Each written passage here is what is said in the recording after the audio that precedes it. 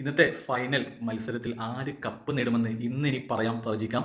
തീർച്ചയായിട്ടും അനുമോൾ കപ്പ് നേടുമെന്ന് തന്നെയാണ് ഞാൻ കരുതുന്നത്. കാരണം ഗെയിമിൻ്റെ ഒരു സ്ട്രാറ്റജി കാര്യങ്ങളൊക്കെ നോക്കുമ്പോൾ അനുമോൾ തീർച്ചയായിട്ടും പി ആറിൻ്റെ ബലത്തിലായാലും മറ്റ് മത്സരത്തിൻ്റെ ഗെയിമിൻ്റെ കാര്യത്തിലായാലും അനുമോൾ കപ്പടിക്കും എന്ന് തന്നെയാണ് ഞാൻ കരുതുന്നത്.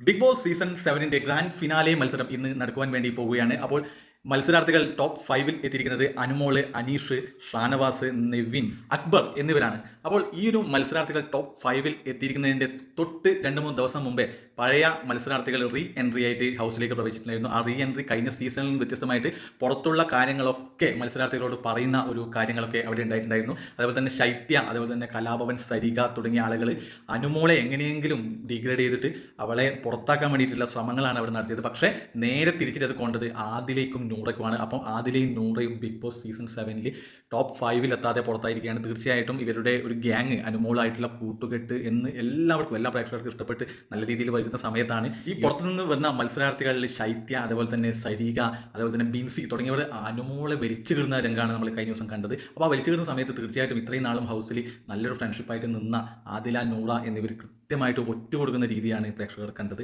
അപ്പോൾ ആ ഒറ്റ കൊടുത്തുകൊണ്ട് തന്നെ ടോപ്പ് 5-ൽ കയറാതെ ആദിലയും നൂറയും പുറത്തായിരിക്കുകയാണ്. അവർക്ക് ഗെയിം മനസ്സിലായിട്ടില്ല. തീർച്ചയായിട്ടും അക്ബറിൻ്റെ പി ആർ ഉണ്ട്. പുറത്തുനിന്ന് അക്ബറിൻ്റെ പി ആറാണ് കൃത്യമായിട്ട് ഈ ഒരു ഹൗസിനുള്ളിൽ കയറിയവർക്ക് നിർദ്ദേശം നൽകിയത്. ഇങ്ങനെയൊക്കെ ചെയ്യുന്ന രീതിയിൽ തന്നെയാണ് അനുമോളെ പ്രേക്ഷകരുടെ മുന്നിൽ ഒരു തെറ്റുകാരി അല്ലെങ്കിൽ ഒരു കള്ളക്കാരി ആക്കണം എന്ന രീതിയിൽ തന്നെയാണ് അവർ പ്രവർത്തിച്ചത്. അതിൽ വീണുപോയത് ഈ ഒരു ആദിലയും നൂറയാണ്. അല്ലെങ്കിൽ തീർച്ചയായിട്ടും നൂറ ടോപ്പ് 5-ൽ എത്തേണ്ട മത്സരാർത്ഥി തന്നെയാണ്. കാരണം ഈ ഒരു 2 ദിവസത്തെ ഈ ഒരു ശൈത്യ, സരിക, അതുപോലെ ബിൻസിയുടെ ഗെയിം ചേഞ്ചർ കൊണ്ടാണ്